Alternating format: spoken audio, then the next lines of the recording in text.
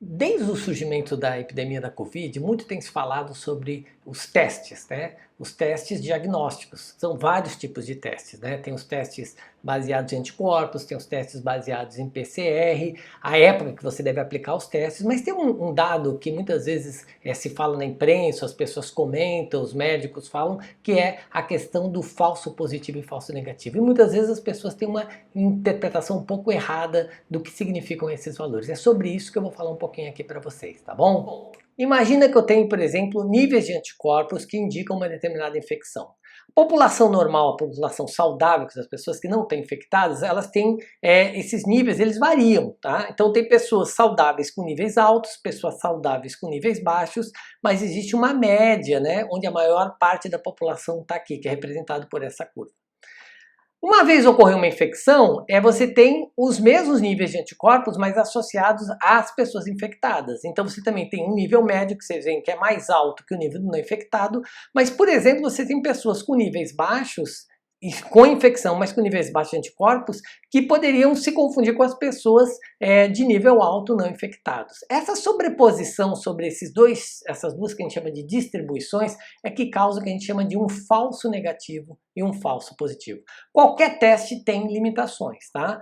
Em geral, o teste, então, ele estabelece um valor de referência, a partir do qual, por exemplo, tudo que está à direita, quando você tiver valores de anticorpos acima da direita, ele considera que a pessoa está infectada ou está doente. Se ele estiver à esquerda, ela considera que ela não está infectada, tá? Mas, como a gente viu, tem essa parte da curva aqui que passa para cá e essa que passa para cá. Então, essas partes aqui é o que a gente chama de falso positivo ou erro do tipo 1. Ou seja, são valores que você considera que a pessoa está infectada, mas, na verdade, ela não está infectada. Por isso que é o falso positivo. E do lado esquerdo a gente tem o falso negativo, quer dizer, ela tem níveis muito parecidos com os não infectados aqui, mas na verdade ela está infectada, mas pelo valor de referência ela foi considerada como não infectada, tá? Isso é que é um falso falso positivo e um falso negativo. Bom, aí a pessoa vai no médico, faz o exame, vai no laboratório, faz o exame e dá um resultado de um exame positivo e o médico fala, olha, o índice de falso positivo desse exame é de apenas 10%. A pessoa, a primeira coisa que ela pensa, fala assim, gente, só tem 10% de falso positivo, então eu tenho 90% de chances de estar doente. Eu não estou falando aqui de Covid, eu estou falando de uma doença qualquer, tá? 90% está doente. Será? Não. Não por quê? Eu vou dar dois exemplos para vocês, um na forma de uma figurinha e um na forma de uma equação, tá? Na forma de uma figurinha, vocês imaginem um estádio que tem aqui, e cada bolinha dessa são 100 pessoas, então nesse estádio a gente tem 40 mil pessoas. Uma informação importante aqui é o que a gente chama de prevalência da doença, ou seja, a frequência com que aquela doença ocorre na população em geral. Tem doenças que são muito raras, tem doenças que são muito frequentes, e isso vai afetar a interpretação dos nossos resultados, tá? Mas voltando ao nosso problema, você fez o exame e deu positivo. E o seu médico falou que a porcentagem de falso positivo é de 10%. Tá? E existe também o falso negativo, ou seja, aquelas pessoas que têm a doença e o exame não detecta. Não é o seu caso aqui. Vamos lá. Cada bolinha branca representam 100 indivíduos que estão no estádio, 100 pessoas no estádio.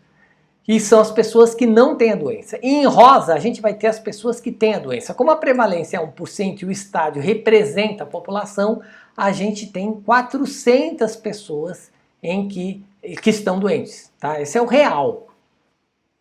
400 doentes, 39.600, né, que é o complementar, não estão doentes. Muito bem, se a gente faz um exame que tem um falso positivo de 10%, significa que se a gente aplicar ele para as pessoas não doentes, 10% delas vão dar falso positivo. E apenas um aqui, que são 25, das 4 vai dar falso negativo. Mas vamos fixar no falso positivo. Ora, você fez o exame e deu positivo. Você pode ser tanto as bolinhas rosas que estão aqui, quanto as bolinhas azuis. Mas você pode ver por aqui já que tem muito mais bolinha azul do que rosa. Então você tem 400 pessoas doentes no estádio e 3.960 que deram falso positivo. Então é bem mais provável que você seja um falso positivo do que se você seja uma bolinha rosa. Quer dizer, ou seja, você não tem 90% de chance de estar doente. A sua porcentagem é muito menor. Agora imagina que você fez o exame e ele, em vez de ter dado positivo, ele tenha dado negativo. Aí, o seu médico vai te dizer, bom, esse exame tem 25% de chance de falso negativo. Primeira vista você vai pensar, poxa, eu tenho 25% de chance de estar doente? A resposta é, novamente, não. Por quê? Vamos olhar lá para o estádio? Repara bem, 400 pessoas doentes. Dessas 400, 100 o exame não vai detectar, vai dizer que é negativo. Por outro lado, você tem 39.600 pessoas sãs no estádio. E várias delas, que são essas bolinhas brancas, o exame vai dar negativo. Ou seja, você pode ser tanto essa bolinha, que é o falso negativo, quanto a bolinha branca. Mas a probabilidade de você ser uma bolinha branca é muito maior do que uma bolinha marrom. Ou seja, você tem 39.600 pessoas que não estão doentes no estádio e apenas 100 pessoas tiveram resultado negativo e estão doentes. Ou seja, a chance é bem menor. Bom, se você já está satisfeito com a explicação, você pode parar por aqui. Mas se você quiser saber um pouquinho mais sobre o cálculo dessas probabilidades, você pode seguir adiante. Bom, uma outra forma de a gente ilustrar essa situação é através de uma equação que é baseada na estatística bayesiana, ou no teorema de Bayes, tá? Também conhecido como probabilidade inversa. O teorema de Bayes ele tem uma equação muito simples, tá? Que é baseado no conceito de probabilidade condicional.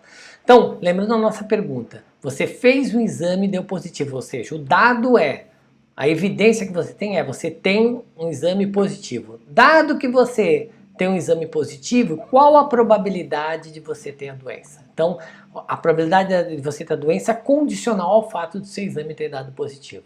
Então, essa é a sua pergunta, tá? E como é que a gente vai responder? Através dessa razão aqui. Que razão é essa aqui? Bom, primeiro vamos ver a probabilidade de estar infectado, dado que o exame foi positivo, é a minha pergunta. Segunda pergunta é, qual a probabilidade de resultados positivos quando realmente infectado? Quer dizer, dado que você está doente, qual a probabilidade de você ter resultados positivos? É o chamado verdadeiro positivo, tá? E aqui eu tenho a probabilidade de resultados positivos, tanto verdadeiros quanto falsos. E aqui em cima a nossa prevalência que a gente falou lá no comecinho, ou seja, quão frequente é aquela doença na população. É importante notar que para aplicar o teorema de Bayes, a gente entra com uma probabilidade aqui, que é chamada probabilidade a priori, a probabilidade inicial, que é uma probabilidade que eu tinha antes de fazer o exame. Quer dizer, antes de saber o exame, ela é uma informação externa que vai me ajudar a interpretar depois o resultado do exame, tá? Por isso que ela chama de prior. Isso é uma essência do teorema de Bayes, tá? E a probabilidade, que é a resposta que você quer, que é essa primeira, é o que a gente chama de probabilidade posterior. Ou seja, você tem uma probabilidade inicial e em função dos seus dados, que é o resultado do seu exame, você vai mudar essa probabilidade, tá? Então eu posso dizer que tenho tantos por cento, que é o que vai dar aqui, de chance de estar doente em função de eu ter tido um resultado positivo. Mas vamos dar mais uma olhadinha nessa equação, principalmente nesse denominador aqui, que é a probabilidade de positivos. O que é isso? Bom, se a gente for ver com mais detalhe, a probabilidade de positivos nada mais é do que, lembra que aqui em cima era o verdadeiro positivo, que a gente chama de sensibilidade do teste, tá?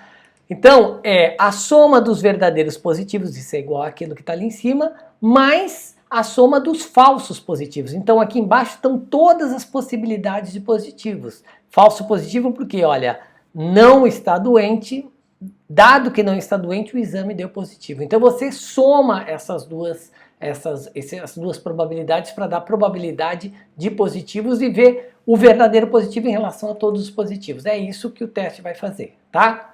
Então, usando os dados que a gente tinha lá no começo, prevalência da doença 1%, falso positivo 10%, falso negativo 25%. E aqui os seus complementares, o verdadeiro positivo, o verdadeiro negativo, que é 1 menos o falso positivo, e o número de pessoas saudáveis, que é 1 menos a prevalência da doença. Então vamos substituir os valores aqui na equação, tá? Então, verdadeiro positivo, ó, 0,75, tá aqui, ó.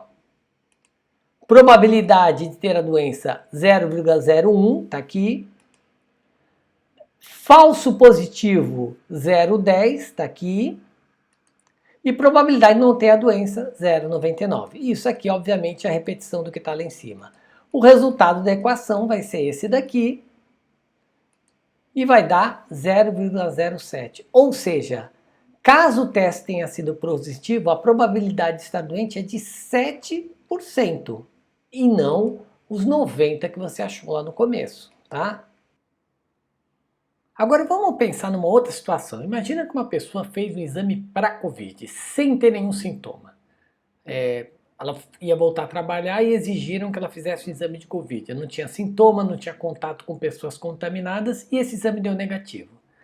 Só que o médico disse que a taxa de falso negativo para esse exame é de 40%.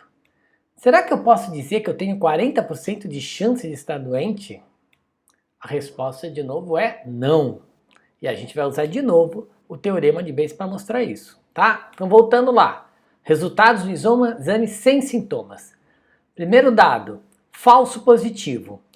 Digamos que esse exame tem um falso positivo de 10%, que nem o caso anterior. O falso negativo, já bem mais alto, 40%, que é o que o meu médico falou.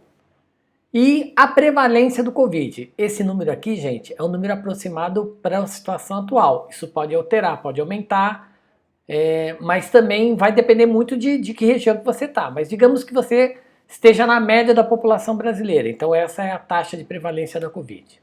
Vamos substituir na fórmula? Então vamos lá. Primeiro, aqui, o que mudou nessa fórmula agora? Primeiro que é, dado que o meu exame foi negativo, qual a probabilidade de eu não estar doente? Tá? Então, meu exame deu negativo, eu quero saber se eu não estou doente. Então, aqui eu tenho em cima o verdadeiro negativo, tá? Então, não estou doente e, dado que eu não estou doente, qual a probabilidade de estar negativo? 0,90, que é o complementar do falso positivo. Então, verdadeiro negativo, tá? A probabilidade de não estar doente é o complementar da probabilidade da prevalência da Covid. É o 0,977 aqui. E aqui embaixo, aqui vai repetir, aqui embaixo eu vou ter 40, que é a probabilidade de falso negativo, ou seja, você está doente, mas ele deu negativo, que é o dado que o seu médico te deu, e aqui a probabilidade de estar doente, que é a prevalência da doença. Se você, isso daqui obviamente repete, que é a mesma parte aqui em cima, e se você substituir esses números na fórmula, dado que você deu um resultado negativo, você quer saber qual a probabilidade de você não estar infectado, tá? Então, substituindo os valores, a gente chega nesse valor, 0,993, ou seja, 99,3% de chance de não estar doente, ou seja, 0,7% apenas de chance de você estar doente. E não os 40% que você achava no início. Bom, a gente viu então como esses dados de falsos positivos e falsos negativos devem ser avaliados com cautela. No caso da Covid, então, mais cautela ainda, porque a gente não sabe a real prevalência da doença, ela está mudando. Alguns exames, dependendo da época que são aplicados, se é no começo, durante ou mais tardiamente, vão dar resultados distintos. Mas, de maneira geral, o que eu queria passar para vocês era essa questão da interpretação.